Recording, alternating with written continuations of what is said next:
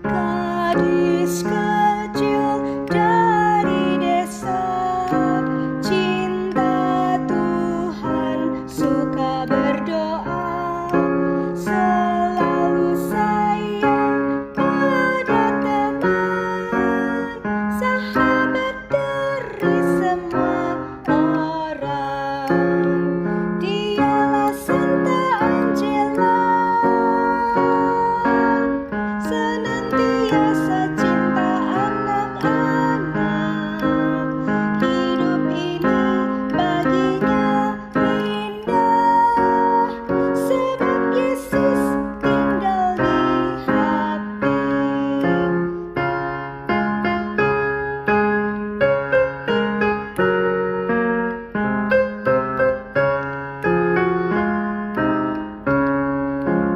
Gadis kecil dari desa, cinta Tuhan, suka berdoa, selalu sayang pada teman, sahabat dari semua orang. Dialah Santa Angela, senantiasa cinta anak-anak. Hidup ini baginya indah, sebab Yesus tinggal di hati.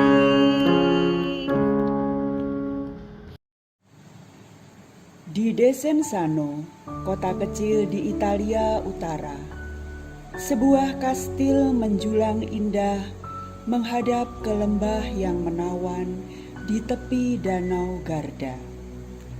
Di Jalan Castello, jalan utama menuju ke danau, banyak toko-toko dan rumah-rumah.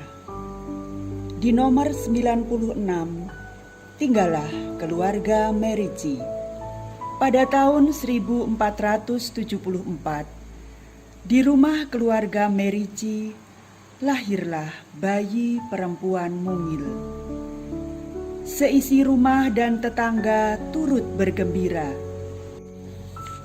Selamat Giovanni dan Katarina. Ia cantik sekali. Siapa namanya? Putri cantik ini akan kuberi nama Angela. Besok ia akan dibaptis. Keluarga Merici hidup bahagia dengan 4 anak, 2 perempuan dan 2 anak laki-laki. Angela tumbuh dalam kebahagiaan. Di malam hari keluarga berkumpul di seputar perapian, dan Yohanes Merici mempersilahkan anak-anak memilih sebuah episode dari kisah hidup Yesus di dalam Alkitab atau kisah hidup orang-orang kudus. Papa, kini giliranku untuk memilih. Ya, ia seorang putri cantik dan sangat berani. Begitulah Angela mengenal pahlawan, martir dan orang kudus sahabat Allah. Ia ingin sekali meniru mereka dan bahkan memberikan hidupnya seperti mereka demi cinta kepada Yesus. Angela merasa sangat dekat dengan kakaknya, Gianna Maria. Ketika bermain di tepi danau dengan kedua adiknya, mereka mencari celah tersembunyi untuk melanjutkan percakapan atau permainan mereka. Mari kita berdoa dan berbaring di tanah seperti yang dilakukan orang-orang kudus. Oh, banyak duri. Kamu membuatku takut, Angela.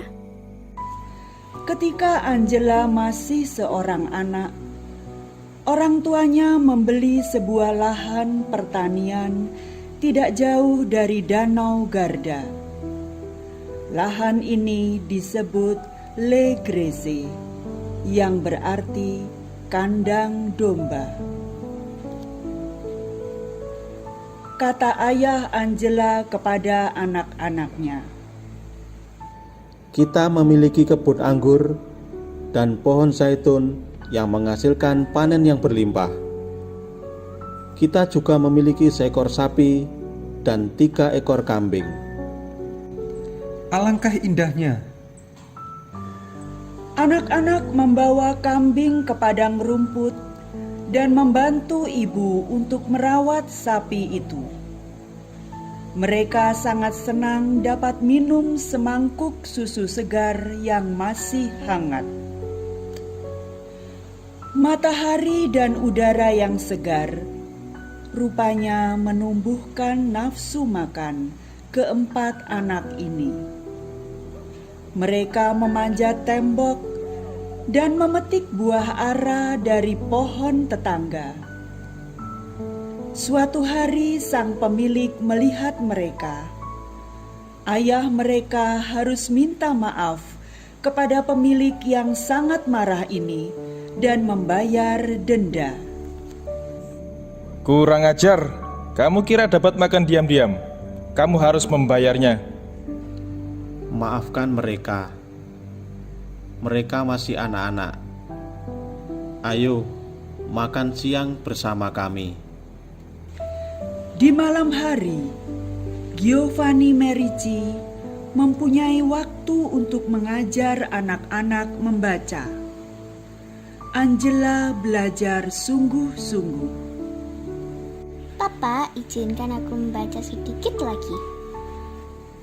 Sebelum tidur, diterangi cahaya lilin, Angela membaca lagi cerita-cerita itu hingga hafal.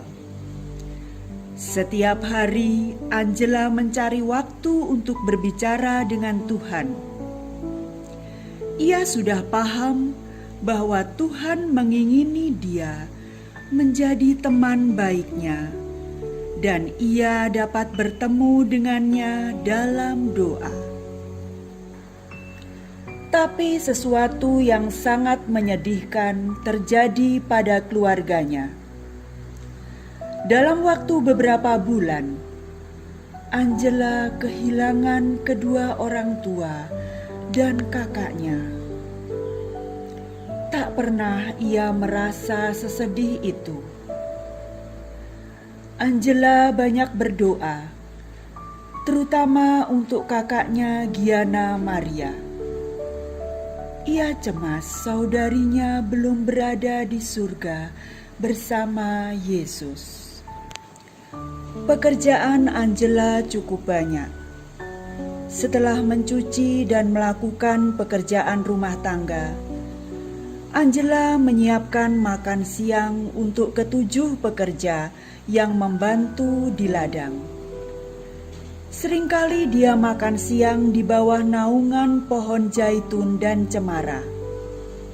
Di tempat ini, dia suka mendengarkan angin yang bermain di antara dedaunan dan mengamati matahari bermain dengan bayangannya.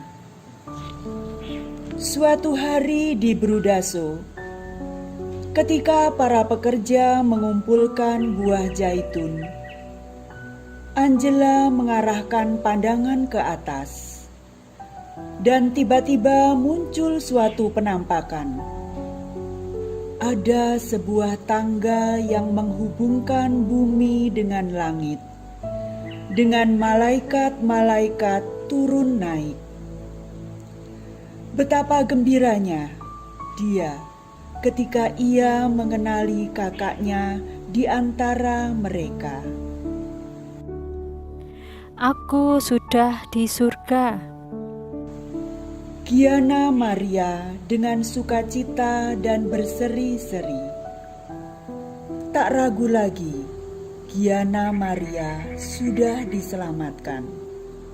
Tidak hanya itu, kakaknya tersenyum dan berkata, Angela, suatu hari kamu akan mengumpulkan sekelompok perempuan muda yang akan melakukan sesuatu yang baik bagi gereja. Angela terkejut, bertanya-tanya apa arti kata-kata itu. Lama setelah itu, barulah ia mengerti. Pada usia 16 tahun, Angela diminta tinggal di rumah paman dan bibi Biancosi yang tinggal di seberang danau.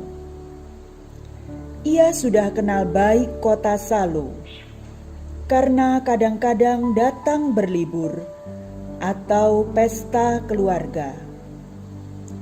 Bartolomeo, sepupunya, menyambutnya dengan gembira. Tetapi bagi Angela, perubahan ini tidaklah mudah. Kota Salo lebih besar daripada Desenzano. Penduduknya sangat suka berpesta di setiap waktu. Angela dengan rambut pirangnya yang indah memiliki banyak pengagum. Tapi kecantikannya tak membuatnya bangga. Dia berpikir, bukankah Allah yang menciptakan segala sesuatu yang indah? Angela lebih suka menyendiri. Ayo Angela, mari berdansa dan bersenang-senang. Tapi Angela hanya terpesona oleh Yesus yang ia kasihi. Ia ingin lebih banyak waktu sendirian berdoa. Angela suka membantu pekerjaan rumah tangga. Bersama para perempuan bersahaja, ia mengambil air di sumur dan bercakap-cakap dengan mereka sebagai teman. Di tengah semua kegiatan itu, ia semakin merasakan dalam diri setiap pribadi Allah hadir. Angela sangat menyukai saat-saat dia dapat memberikan waktu kepada dia yang tiada hentinya mengatakan, "Aku mencintaimu," dan menunggunya berdoa. Pada malam-malam di musim panas, di teras, Angela membaca kembali kisah hidup orang-orang kudus dari buku tua milik papanya. Sejak kecil, ia mendambakan hidup seperti mereka dan berjalan bersama mereka di jalan-jalan Injil. Pada usia 18 tahun, diinspirasikan oleh Roh Kudus, Angela berbicara dengan seorang pastor Fransiskan di parokinya bahwa ia ingin menjadi anggota Ordo Ketiga Fransiskan supaya bisa menerima komuni kudus lebih sering. Ia menggunakan habit sederhana berwarna gelap dengan kerudung putih. Ia dipanggil dengan nama Suster Angela. Meneladan hidup Santo Fransiskus dari Assisi, Angela hidup sederhana, berpuasa, berdoa pagi dan sore di gereja paroki, serta menghadiri misa kudus setiap hari. Seorang pastor membantu Angela untuk semakin dekat dengan Yesus. Kehadirannya memberi rasa damai pada teman-teman dan warga di lingkungannya. Suatu hari Angela memutuskan untuk kembali ke lahan pertanian orang tuanya di Le Gresse yang sekarang ditinggali saudara laki-lakinya yang sudah menikah. Kemenakan-kemenakannya menyukai kehadiran bibi mereka yang baik ini. Bibi Angela, ceritakanlah kembali kisah orang kudus kesukaan Bibi. Dia senang berbagi dengan mereka apa yang telah dipelajarinya sebagai seorang anak. Dan pada akhir cerita, ia tersenyum dan berkata, "Ini adalah yang kakekmu ceritakan kepadaku berkali-kali." Setiap pagi ia menghadiri misa kudus, kemudian mengunjungi para pekerja di ladang. Setiap kali pergi ke kota, ia mengunjungi orang sakit, mengurus orang miskin, menghibur, menasehati mereka, dan membawakan mereka hasil peternakan, sedikit keju atau buah segar dan sayur mayur. Penduduk Desenzano menyambut kehadirannya dengan gembira.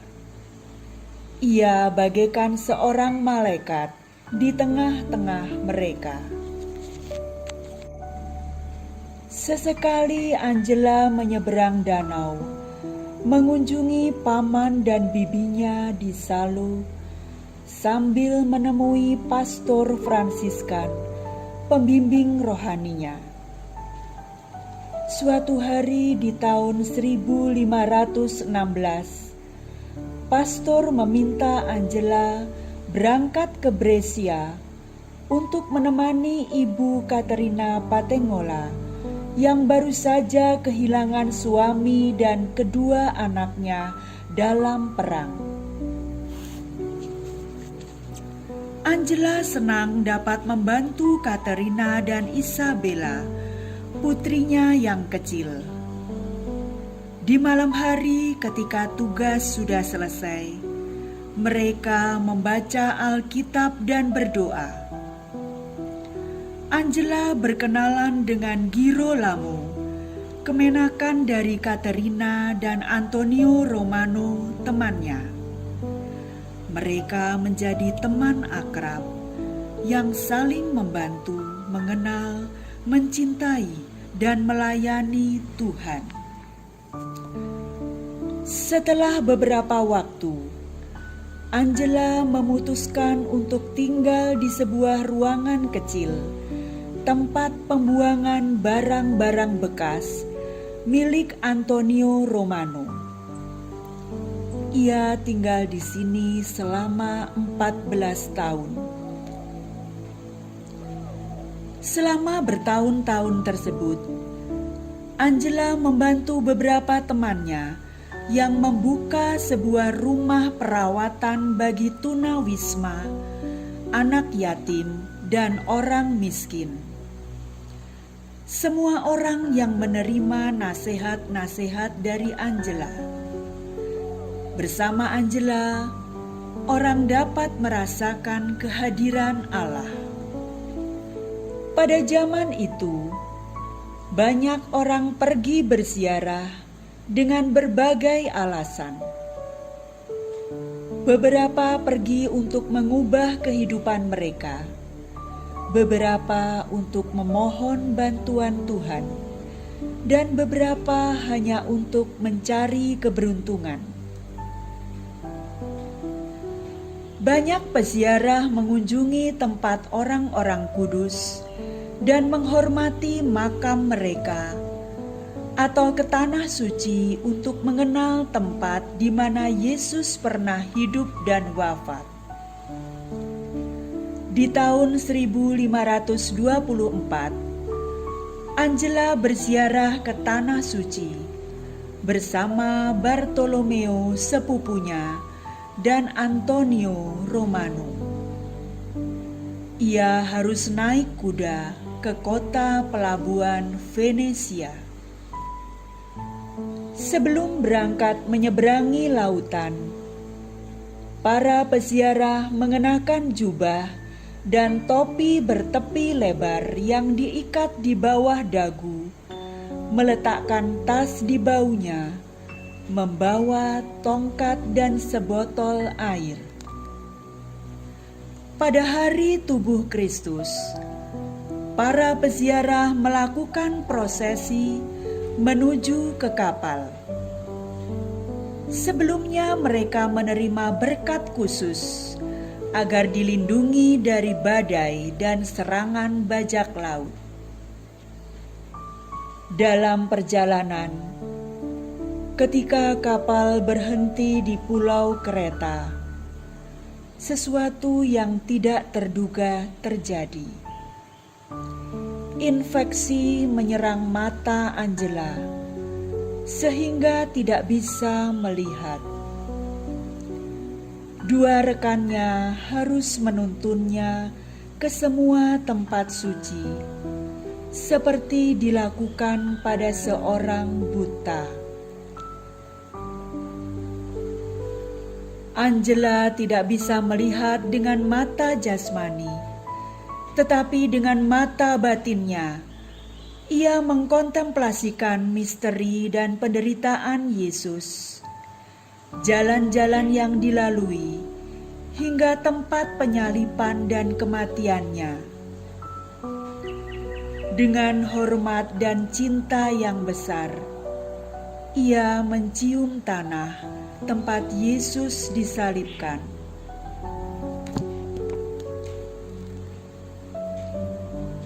Dalam perjalanan pulang kapal menuju Siprus, kemudian ke Kreta.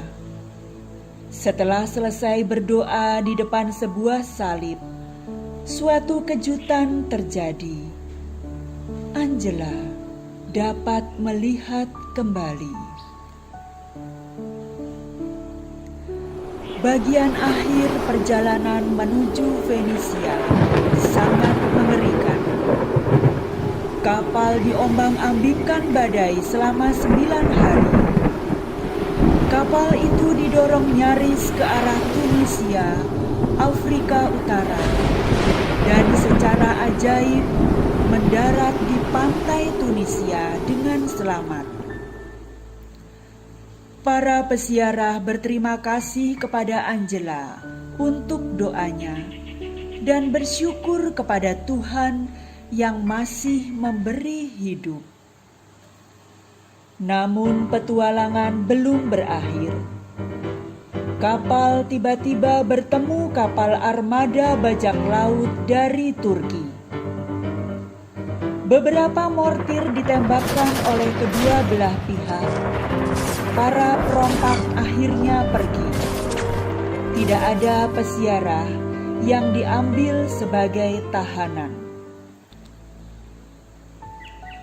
Semua orang berpikir bahwa sekali lagi doa Angela telah menyelamatkan mereka. Sekembali dari pesiarahannya, Angela tinggal beberapa minggu di Fenisia. Di sana ia menerima banyak tamu. Mereka datang untuk berterima kasih atas doanya yang telah menyelamatkan mereka dari bahaya. Suster Angela, maukah tinggal bersama kami? Dia dengan sopan menolak, karena dia merasa dipanggil oleh Allah ke Brescia. Angela meninggalkan Fenisia dengan menggunakan kereta kuda yang tertutup untuk menghadapi dingin dan salju.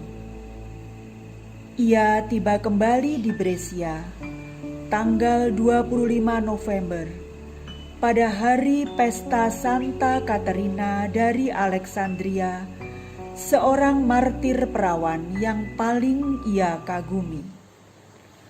Pada tahun 1525, di saat Paus Clement ke-7 memproklamirkan sebagai tahun suci, Roma diserang wabah dan perang. Walaupun berbahaya, Angela tetap berziarah ke Roma untuk menerima berkat khusus tahun yubileum bagi mereka yang mengunjungi dan berdoa di 4 basilika utama di Roma. Ia juga memuliakan relikwi para martir dan berdoa di makam mereka di Katakombe. Angela sangat berbahagia dapat bertemu dengan Bapak Paus secara pribadi. Namun, ketika Bapak Paus memintanya tinggal di Roma, ia menolak dengan rendah hati. Ia mengatakan bahwa harus segera kembali ke Brescia, sebab Tuhan sudah menunggunya di sana. Di Brescia, Angela dikenal sebagai pembawa damai. Dia selalu menemukan kata yang membawa rekonsiliasi, sikap dan cara yang dapat merujukkan keluarga yang terpecah dan orang yang bertengkar. Suatu hari 2 warga kota, Filippo Sala dan Francesco Martinengo, mau berduel. Keduanya mendatangi Angela. Kasihanilah, campur tanganlah. Jika tidak, akan terjadi musibah. Mereka akan saling membunuh.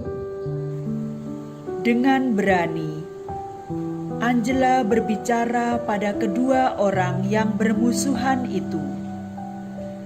Begitu cepat, keduanya sepakat berdamai. Seluruh warga kota terheran-heran karenanya. Angela membela seorang temannya yang mendapat hukuman yang sangat berat dari tuannya.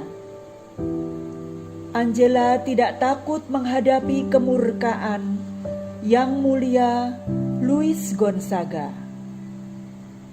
Tekadnya, kerendahan hatinya untuk membela kebenaran membuahkan keberhasilan.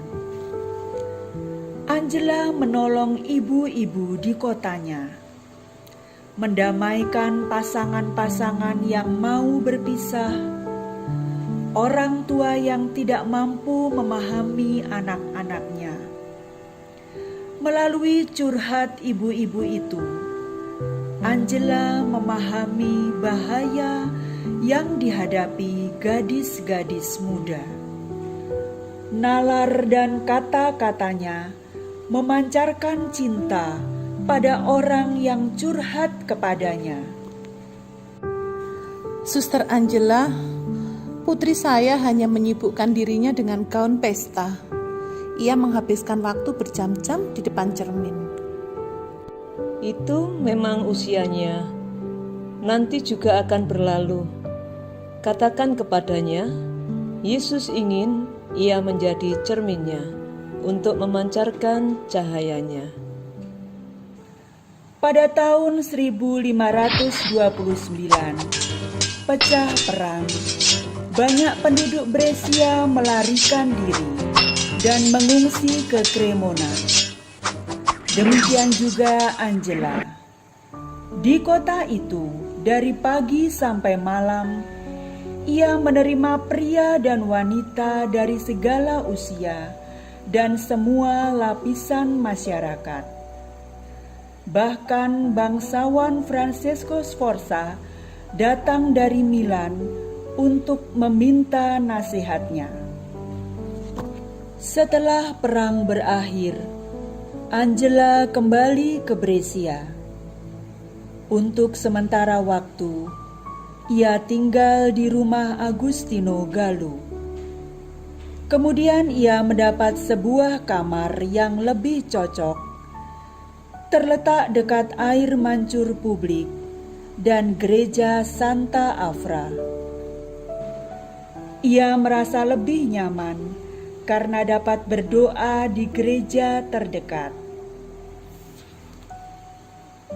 Angela sekarang bersiap untuk melaksanakan proyek penampakan yang diterimanya ketika masih remaja, seperti dikatakan kakaknya dalam penampakan di Brudaso itu. Bentuklah sebuah kompani. Para perempuan yang bergabung dalam kompani itu harus menguduskan dirinya bagi Kristus. Mereka berusaha membawa damai dan keharmonisan dimanapun mereka berada. Dengan semangat peka terhadap kebutuhan orang-orang yang dijumpai, mereka hidup dan tumbuh dalam kasih kepada Allah dan sesama. Santa Ursula akan menjadi pelindung kompani ini. Ketika di Venesia, Angela terkesan dengan lukisan kisah Santa Ursula karya Vittore Carpaccio. Teman-teman terkasih, mari kita berlindung di bawah naungan Santa Ursula. Kita membutuhkan kekuatannya dan imannya untuk membaktikan hidup bagi Yesus Kristus tanpa perlindungan tembok biara di tengah dunia.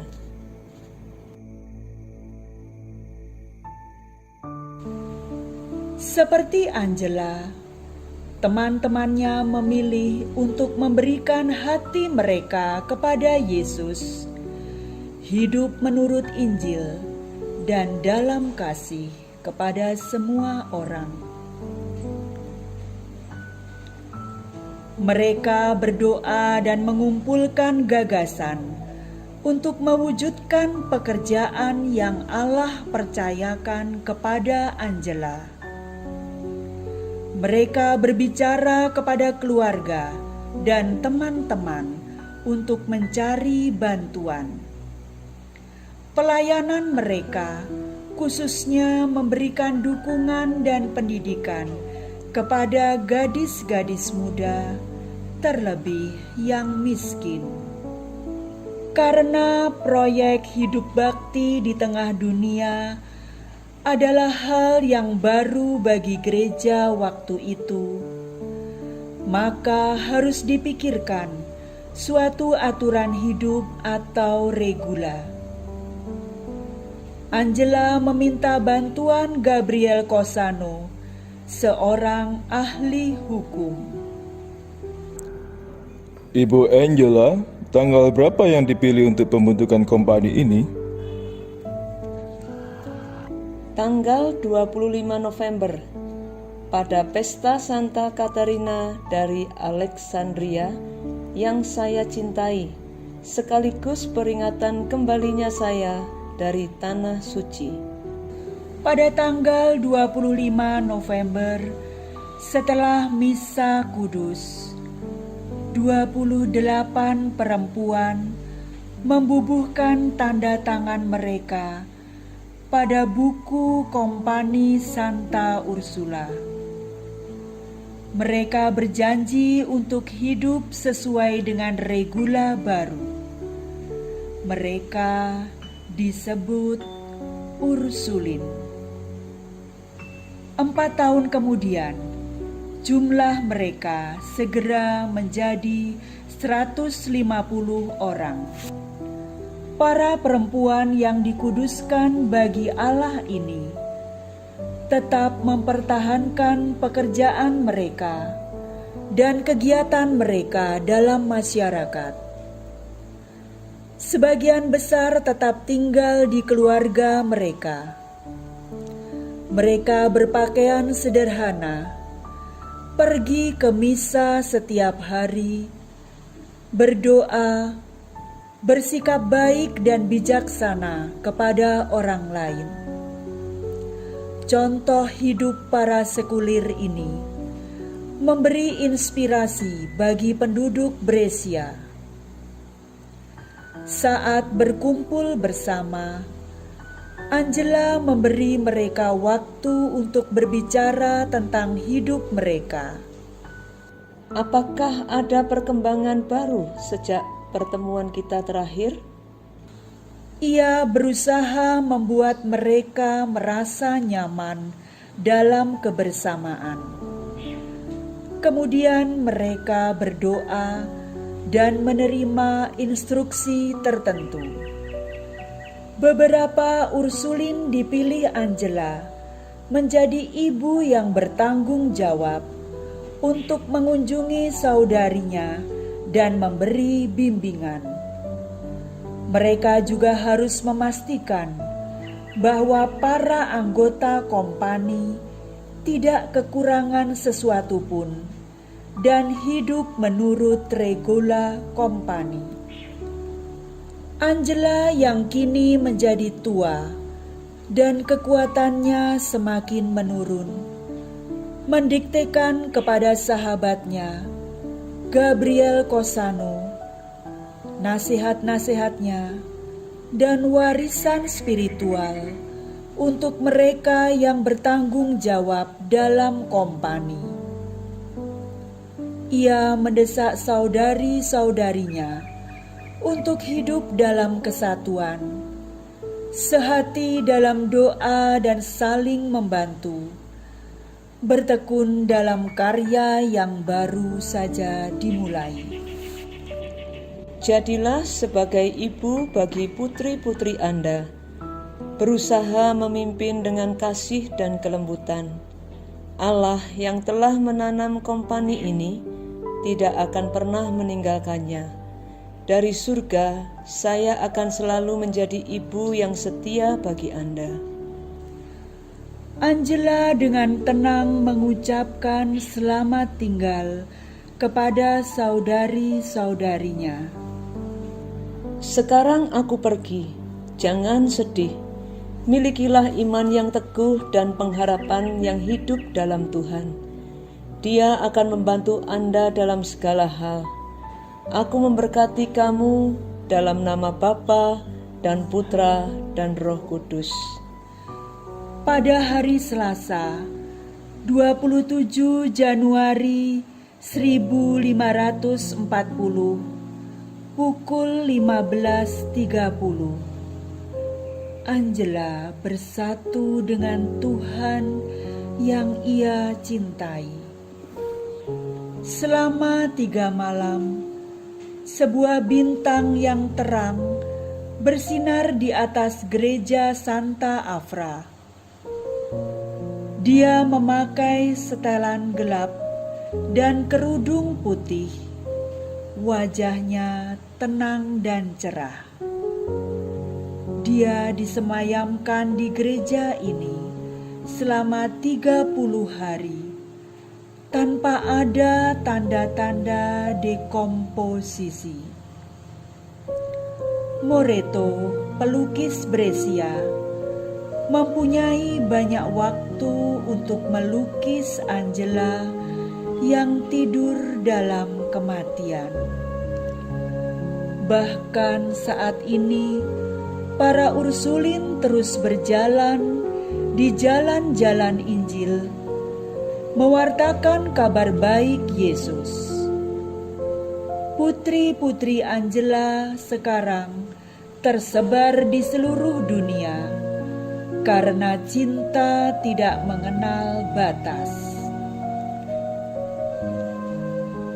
Mereka menangani pendidikan orang muda dan orang dewasa di sekolah, di perguruan tinggi, di paroki, di rumah sakit, di penjara, dan di tempat lain di mana ada orang yang membutuhkan bantuan mereka.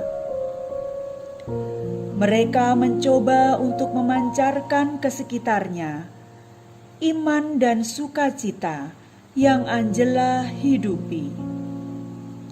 Siap untuk berbagi talenta dan cinta mereka. Percaya pada Yesus dan pada Angela yang telah berjanji. Aku akan selalu berada di antara Anda, membantu Anda dalam doa dan dalam pekerjaan Anda.